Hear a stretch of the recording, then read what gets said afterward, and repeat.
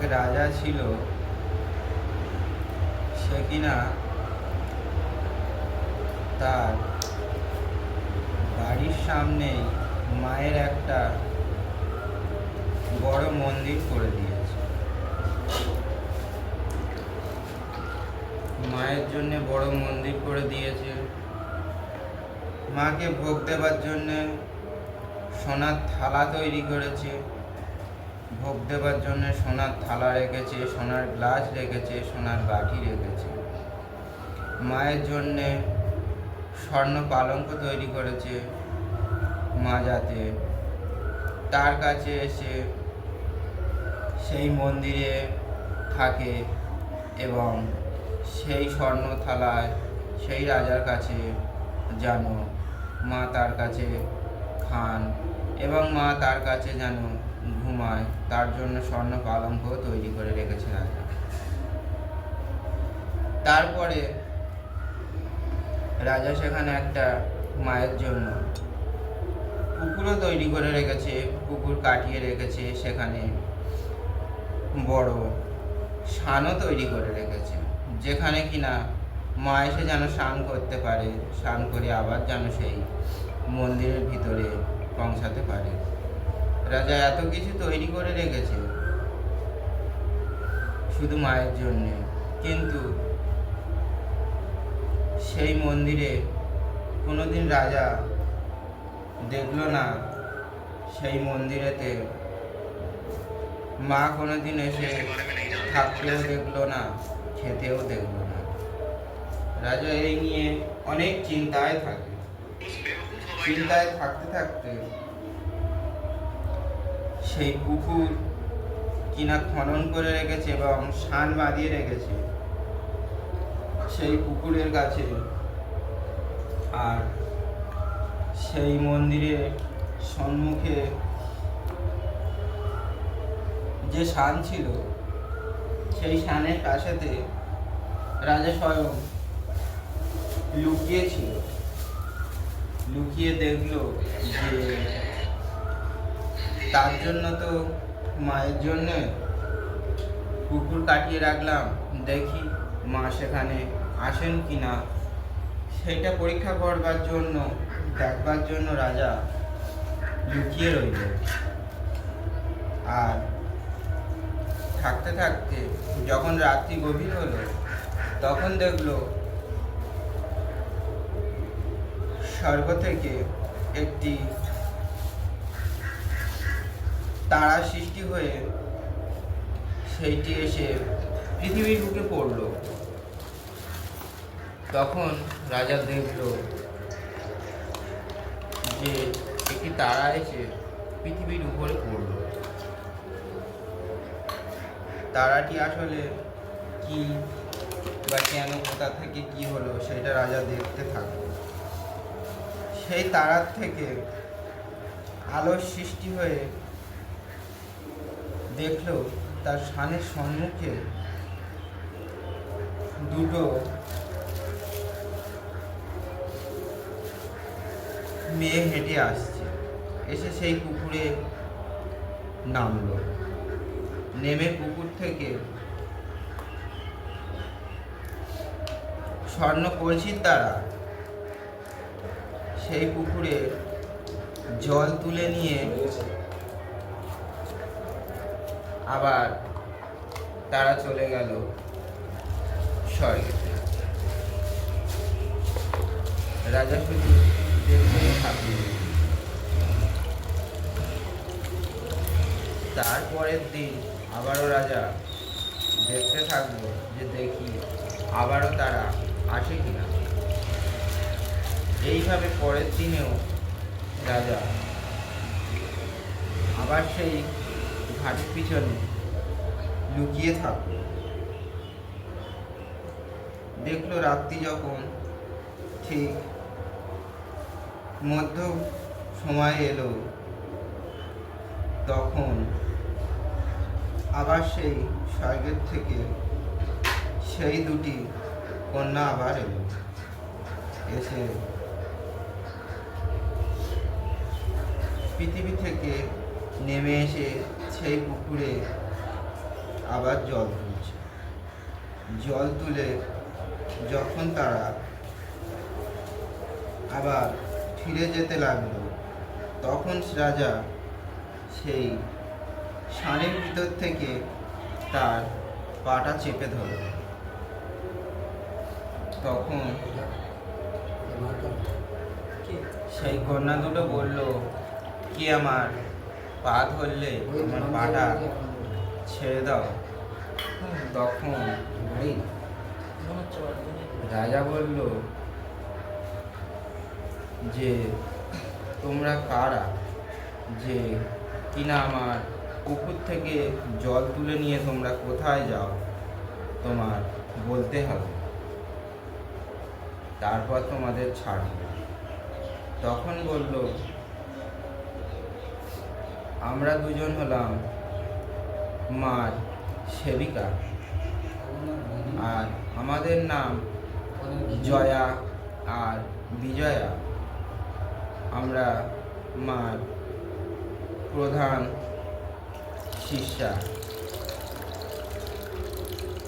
তাই এখান থেকে জল নিয়ে যেতে এসেছি তোমার এই পুকুরের জলেতে মা স্নান করবে বলে, তাই তোমার এই পুকুরে জল নিতে এসেছি।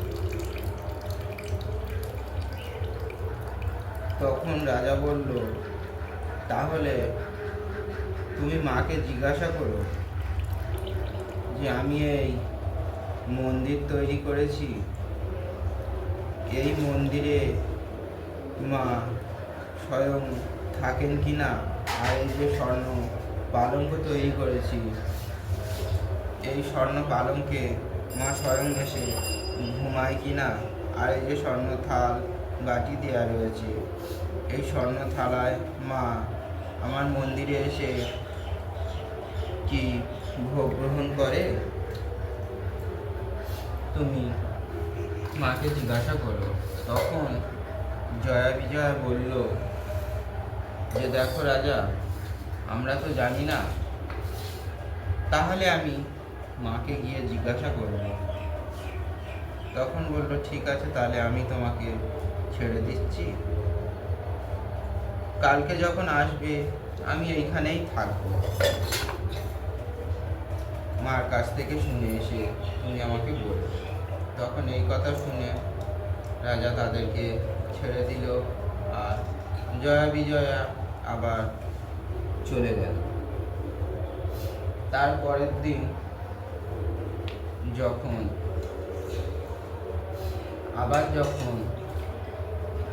পুকুর থেকে জল নিতে এলো, তখন রাজা জিজ্ঞাসা করল। তখন সে জয়া বিজয়া বলল যে দেখো রাজা, তুমি যে এই মন্দির বানিয়েছো মার জন্য, সেই মন্দিরে মা থাকে না। তুমি যেই পালঙ্ক তৈরি করেছো, এই পালঙ্কেও মা ঘুমায় না। আর তুমি যেই স্বর্ণ থালা বাটি গ্লাস দিয়েছো মায়ের খাবার জন্য ভোগ, মা তোমার মন্দিরে কোনো ভোগই খায় না। তখন বলল, কেন? তখন জয়া বিজয় বলল যে দেখো রাজা, আমি তো জানি না, তাহলে আমি মাকে জিজ্ঞাসা করে এসে তোমাকে বলবো। এই কথা বলল, বলে আবার জয়া বিজয়া চলে গেল। তারপর সে যখন জল নিয়ে গেল, জয়া বিজয়া জল নিয়ে যাওয়ার পর তারপরে মাকে গিয়ে জিজ্ঞাসা করলো, মা ওই যে রাজা তোমার মন্দিরেতে জিজ্ঞাসা করছিল যে তুমি কি না সেই মন্দিরে থাকো না কেন, আর বা তার প্রসাদ যা দেয় তুমি খাও না কেন? তখন মা জয়া বিজয়াকে বলল যে দেখো জয়া বিজয়া, যেই মন্দিরেতে আমার জন্য স্বয়ং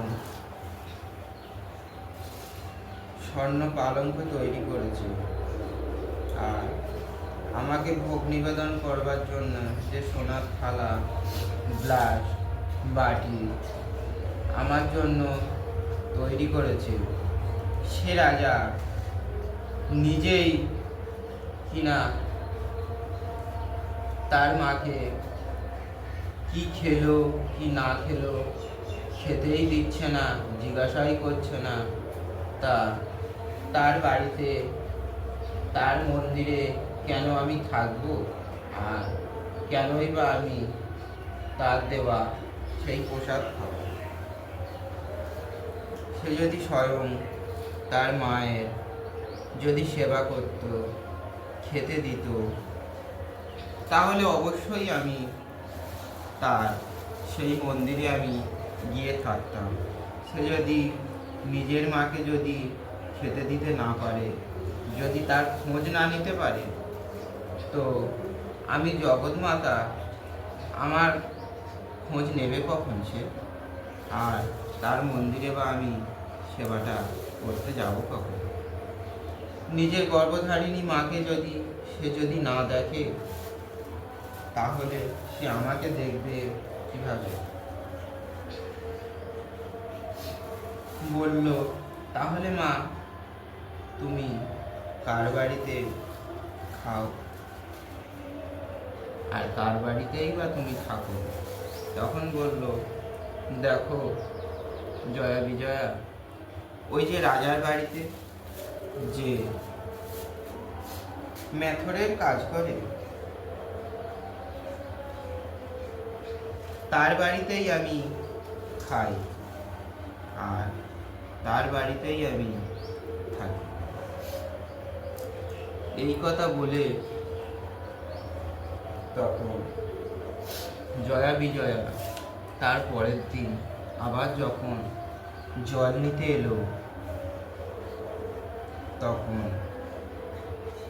আবার রাজা তাকে জিজ্ঞাসা করলো, মা তোমাকে কি বলেছে? তখন সেই জয়া বিজয়া বলল যে দেখো রাজা, তোমার বাড়িতে মা খায় না, খায় ওই তোমার বাড়ি যে কিনা মেথরের কাজ করে তোমার, তার বাড়িতেই মা স্বয়ং খায় আর মা তার বাড়িতেই থাকে। সেই কথা শুনে রাজা তার পরের দিনকে সেই মেথরের বাড়িতে চুপি চুপি গিয়ে দেখতে লাগলো যে মেথর কিভাবেই বা মায়ের সেবা দেয় আর মা তার বাড়িতে থাকে কিভাবে, সেটাই রাজা চুপি চুপি দেখতে গেল। মেথর বাড়িতে মেথরের মা কুষ্ঠ রোগ হয়েছে, তার মেথরের স্ত্রী পুত্র সেই কুষ্ঠ রোগের ভয়েতে তারা বাড়ি থেকে চলে গেল। হাজার হলেও তার মা, সেই জন্য সেই মেথর তার গর্ভধারিণী মাকে ছেড়ে সে গেল না, তার সেই গর্ভধারিণী মাকে নিয়েই সে তার বাড়িতে থাকতে লাগলো।